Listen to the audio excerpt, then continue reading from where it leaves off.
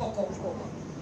Kita bisnes tanam pokok. Bila pokok kita besar, dah ada banyak buah, you tak perlu nak beria sangat. Apa you buat? Tunggu kat bawah tu ambil buah je. Betul tak? Okay, so dia punya income last year, 2015 belum dia join Forever. Dia hanya join Forever sebab nak beli kereta baru, kereta dia dah bubuk sangat masa tu.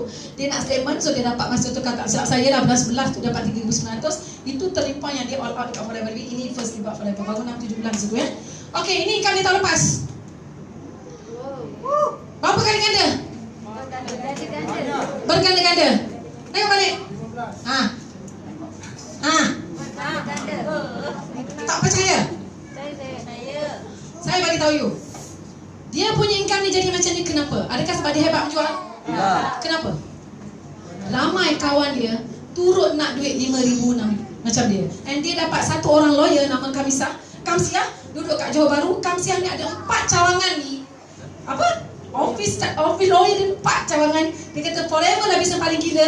Aku makin sibuk dengan Forever, 4 cawangan aku boleh buka untuk aku punya legal office. 4 cawangan dia boleh buka. Sebab apa? Forever Living bisnes yang memang gila. Sebab Forever Living bayar bonus tinggi dan aku tak perlu nak bersusah payah sangat berdiri pun. Network aku semua pandai jalan sendiri. Nampak tak? Okay, so ini Cikgu Syida. Okay.